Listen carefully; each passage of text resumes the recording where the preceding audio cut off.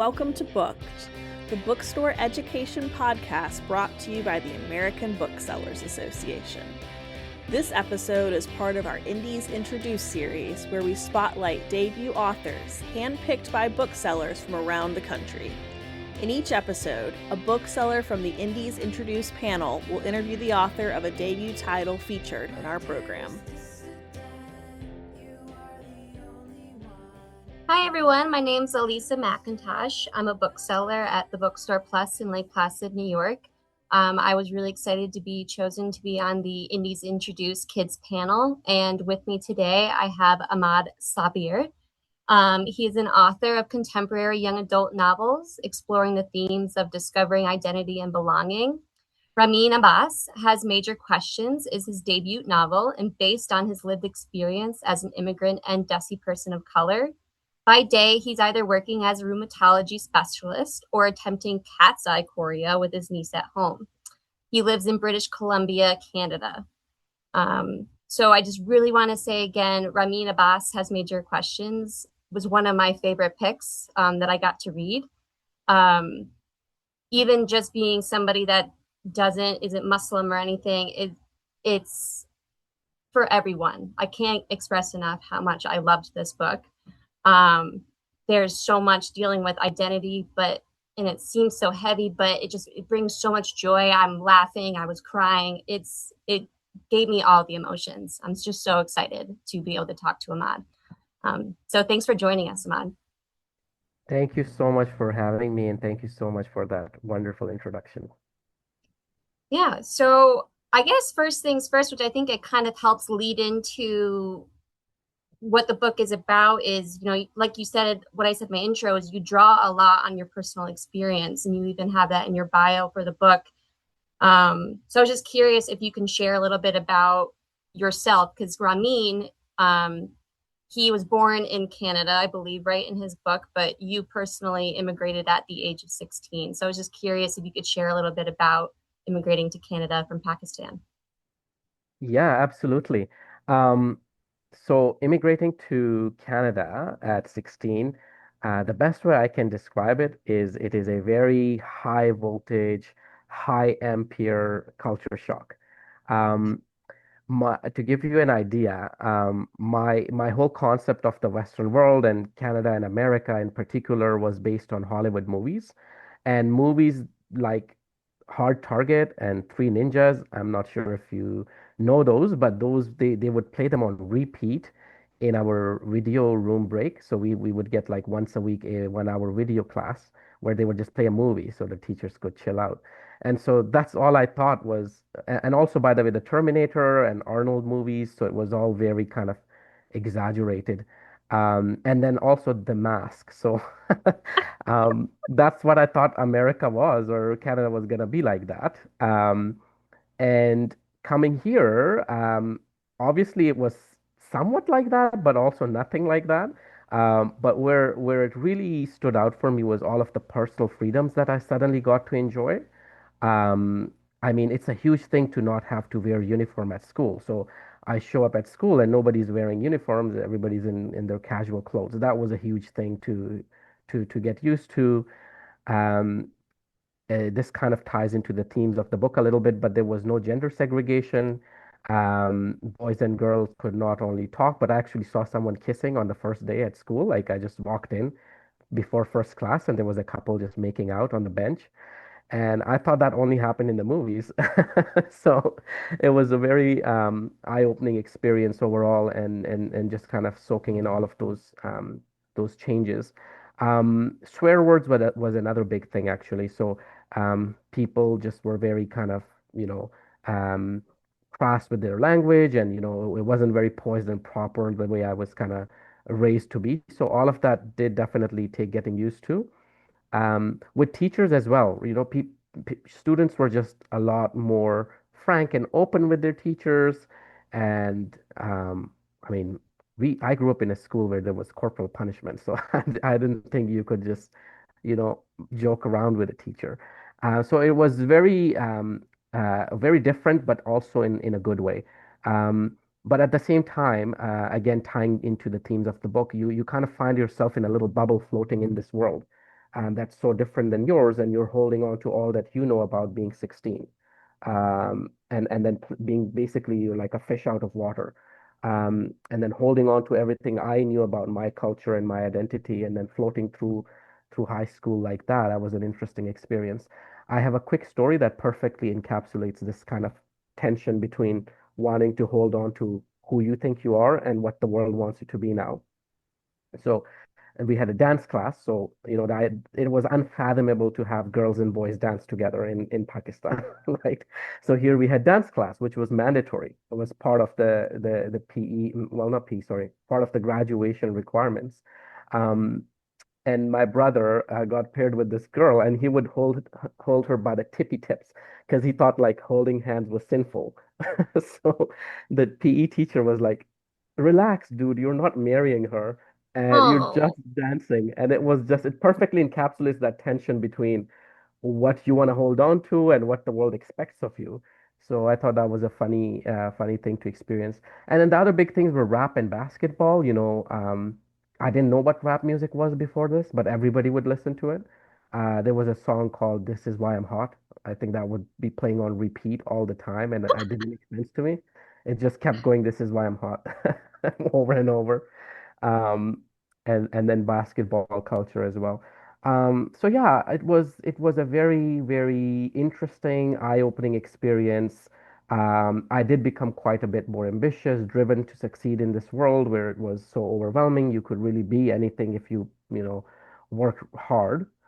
Now I think a little bit different because I think, there is a path chosen for you, and there's only so much growth before, but that's gonna get too political. But anyways, for a 16-year-old, the world was my oyster at that time. And then in the end, knowing what I know now, it was one of the best things that ever happened to me. wow. So to your parents, so they must have been open to you experiencing a new culture then, correct? I mean, with Ramin Abbas in the book, I mean, he goes to the Muslim school and it's very much, kind of like a bubble there, right? And but his parents at least are somewhat a little bit open. But so I'm just curious. So were you just in straight up in public school when you came to Canada? Yes, yes, that's right. Okay. So I only went to public school, but the story is inspired by more like, religious schools, which do exist Yeah, yeah, yeah. in North America. Interesting. Well, that's really great though. That I mean, so other than you saw the movies and things like that, like you guys were you didn't try to prepare yourselves for like the complete culture shock. No, we were Just threw very, you right very in. we were poorly and severely underprepared. Wow. In fact, the culture shock started at Heathrow Airport because you fly out of I think we flew out of Lahore to like Doha, and then from Doha to like Heathrow. And I remember on Heathrow, it's like, wow, what is this world? You're talking about someone who's never been on a plane. So that was like, couples and people and children, the noises and the shops and everything. So yeah, it started at the airport actually. Wow. And did you move? So you live in British Columbia now. Did you immigrate to British Columbia or did you find your way there eventually? Yes, British Columbia has been home since we moved. Okay. Yeah. Hmm. Fun. Cool. So like you said though, you're trying to succeed and everything like that. So you did eventually become a doctor. You specialize in rheumatology. Um, so why now decide to write this novel? I mean, I'm just so curious what led you. I mean, you obviously had so much that you needed to get out there and put out there. I'm sure this was like a super therapeutic book to write. I'm just curious, like what made you set aside that time and just start writing? Hmm. So this actually came at a very distinct moment, which I can describe shortly. But as you had pointed out, there was already pressures within me wanting to tell this story, having struggled for a long time with trying to suppress my authentic identity. So the story kind of almost wanted to be told. I actually didn't realize what I wanted to do with all of this first, all of this kind of pent up creative energy, if you will. whether I wanted to put it into dance or whether I wanted to write like a film script and do like an indie film or something, or did I want to do, but then I realized, writing is where it's at because I was able to actually sit down and start. Whereas with others, you need like equipment and tools and whatnot. And I also was into writing throughout, but never really gave it a proper serious thought. So the moment came to me when I was actually on the first day of the last year of my medical training. I was sitting at this orientation and there was this lecture. This was a rheumatology lecture, which is my specialty, about drugs and their side effects, and we're going into theory of why this drug causes a certain side effect. And I remember sitting there feeling like this is important stuff, but I'm feeling so uninspired right now. Like I am feeling suffocated, like am I at the right place, at the right time, or do I have more in my life to look forward to? And I remember thinking, and I've done this many times before, I said, okay, I can read up on this later. I'll teach myself all of this later, but right now I need to get out of here. So I just literally got out and found this conference. This orientation was taking place at a conference room in a hotel. So I remember just grabbing my laptop, going to a hall next door, which was fully empty. There was a chair on the side and a chandelier, and I just felt inspired. I was like, I'm going to write a story, and started doing it in that moment. Now, regarding your question about how you find time to keep writing, I think most authors would relate to this because all of them pretty much, starting out, have two jobs, right? They have their day job and then they have their author dream on the side. And I can empathize with everybody who has to find all that time, especially when you get told like you have to write every day and all this common writing advice. But for me, I am very much a procrastinator, but also a trooper. So once I just knew that I have to do this, even if there were days where I didn't find time, there were days where I would just kind of put a little marathon sprint in. Word sprints help me a lot as well. There's some beautiful YouTube channels, that help authors as well. Um, I'll shout out to Alexa Dunn's channel. and and you basically do these video sprints, and put down a bunch of words on the page. But I knew that I'm gonna do this, and even if I procrastinate, I then have these moments where I just sprint right through and get it done. Um, but I will tell you though that the real challenge was actually editing. This book has been edited to hell and back. So that's a story for You're not another the day. first author I've heard say that. That seems to be the brutal part of it. Absolutely.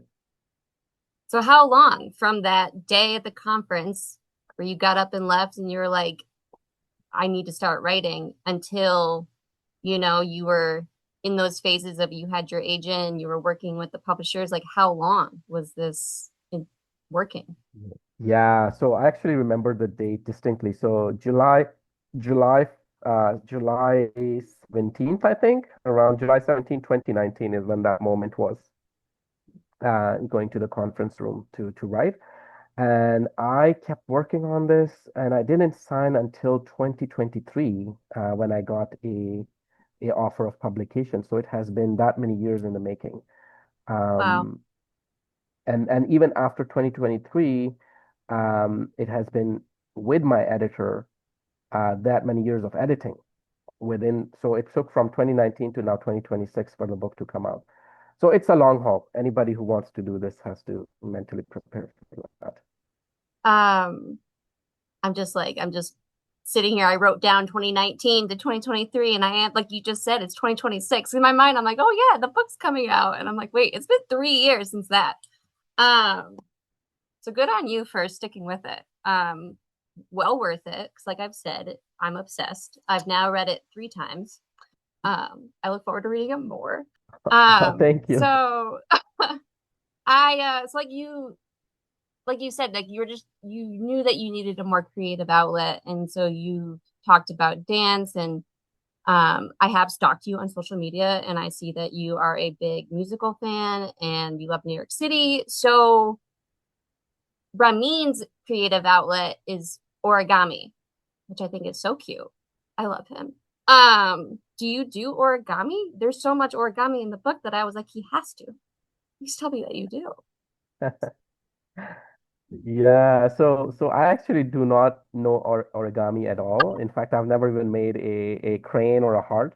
And this is one of the joys of writing is you just get to learn things about the world and about life and about people. And it was just lovely to kind of delve into that. Um, but with origami, I've been fascinated with the concept of origami since the days of a video game called Heavy Rain. It was quite a dark kind of murder mystery game, and in that there's a killer called the Origami Killer who leaves an origami at the crime scene, and so that's where I first learned about what origami is even. And when you actually play that game and learn about the character arcs, you remember you kind of realize that origami is sort of a metaphor for a depth of someone. I think I think you have to be a deep soul to kind of appreciate origami and make it, with all that sophistication. So that's where I put it into my story. Fun fact is that actually in the story, the first drafts had Ramin make real flowers, but that created Oh, some kind of plot issues and stuff like that. And so when I switched to the origami flowers, everything kind of plot-wise worked as well, but it fit a lot better with his character as well. And I think it just became kind of a metaphor for the depth of his soul. I love that. He does have so much depth. I'm gonna just like let's sit here for a second. Because he's just for all of you booksellers and whoever's listening, there's the cutest scene where Ramin is working on the origami flowers in the art room, and Omar shows up, little cutie patootie boy that I can't get enough of. So I just love that whole scene of, like you said, the depth of it, the process of like taking the care to actually to fold these little pieces of paper with something with meaning and just like and how much skill it takes. But to me, it just made so much sense for the character. So I love that even though you don't have that personal connection to doing this craft, that you thought about your character so much that you were like, no, this needs to be his creative outlet.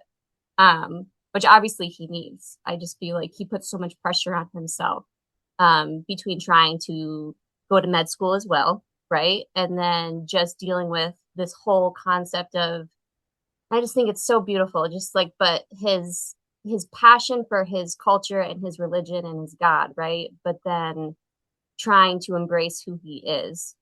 Um, which I just feel like leads me to just I try to explain to people who've been talking about this book is that it does sound dire, right? He's dealing with trying to realize that he's gay and he's attracted to boys, but then he's got this constant being berated by his religion and his school and just trying to talk to people about being gay. And they're all like, nope, that's a sin. Cut it out. Like, you can't be that way. So I love that he has Omar, right, who's coming in and saying, like, I don't think Allah is like that. Like, I think he's a merciful God. I think he made us who we are. So I love that he brings in this joy. Like I said, I just think he's the cutest character. Every time there's like a scene where he's like giddily skips off. I love your little like descriptions of him. I'm like, yes, he's just going off onto the soccer field, little cutie man. So I was just curious, like it just brings so much joy to the story, even though you have these heavy topics, which I think are so important to talk about. So you found a way to bring it out, and I feel like I'm talking too much. I'm sorry, but I just love this book. Um, so I'm just curious, like how how did you find did you have an Omar in your life? Did you find somebody who had that compassion that you're able to see the light in a lot of that darkness? Yeah, so I really wish I had an Omar. Oh, It's gonna take a little bit of a sad turn, but Omar for me encapsulates, somebody I wish everybody could experience, gay or straight or whoever, it's Omar to me represents the best, in humanity in a way. And I don't think it's too much to dream about that kind of humanity in people, because we already have so many reasons to that try to convince us otherwise, especially in a world that in a kind of world that we live in today. So what I'll do here is actually have an excerpt from my MOA, my medical office assistant at my medical practice, who really wanted to read this book. So I gave her an ARC, and she left a review on Goodreads. So I'll just read you out what she said about Omar, because I think that encapsulates Oh, it okay. perfectly. So she said, there is always someone in the world who knows how you are feeling or similar. I hope this book is a stepping stone to help more people open their minds and be accepting of all human beings. Sometimes hitting rock bottom and feeling like you have no place to go and nowhere to hide. This is when you'll notice the little light amidst all the darkness.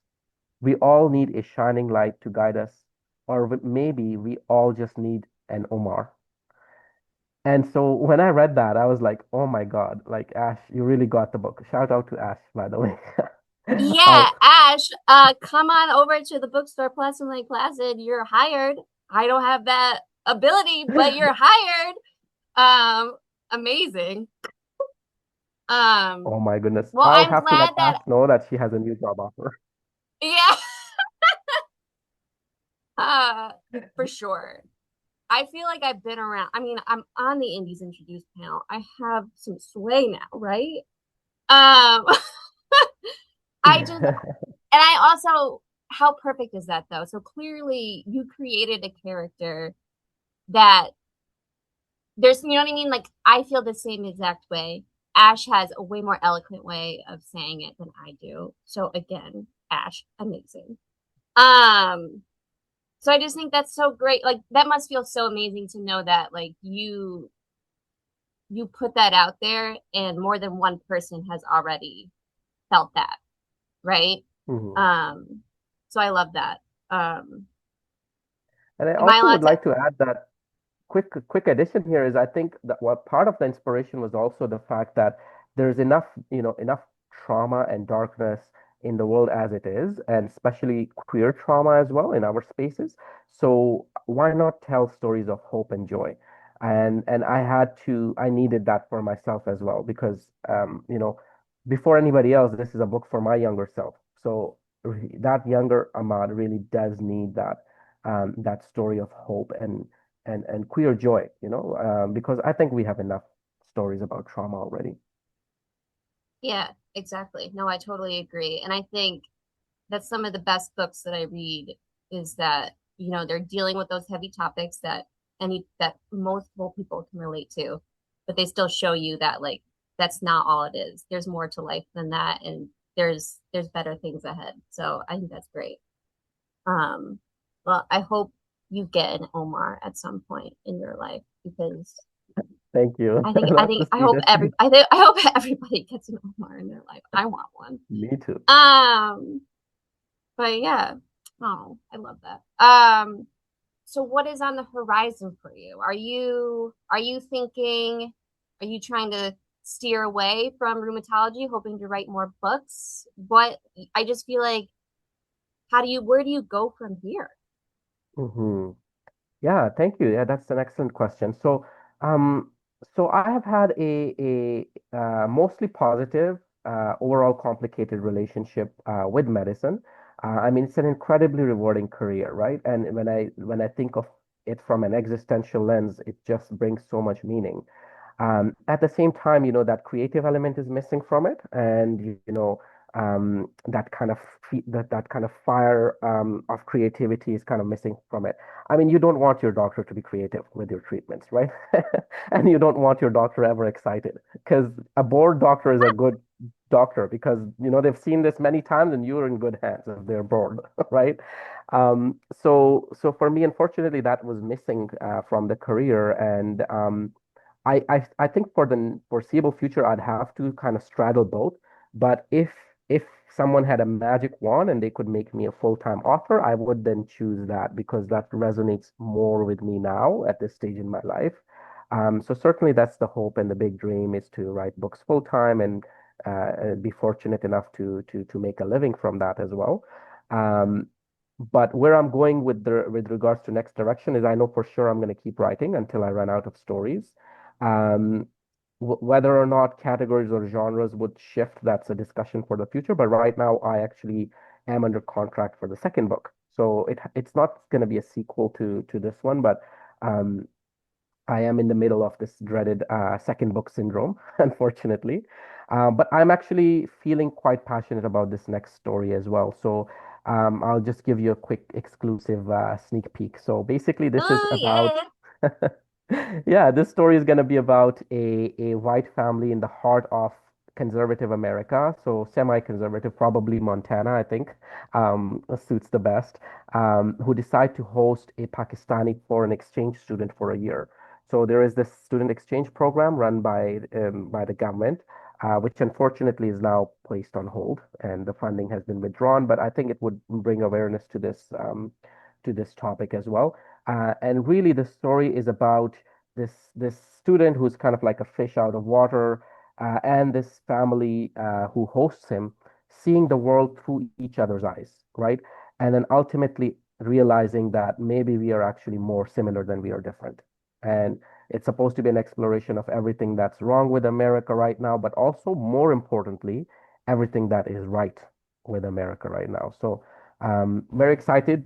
Without giving any plot details, I would love to just, again, just kind of gird my loins and get this draft out. So that's what I'm working on right now. Oh, that sounds great. If you need a beta reader, let me know. Oh, absolutely. I would love a beta reader, and Just gonna especially, slip that in there. yeah, no, Elisa, because you've connected so much with the first story, I would definitely take you up on that offer. Cool. Cool. Well, that's exciting.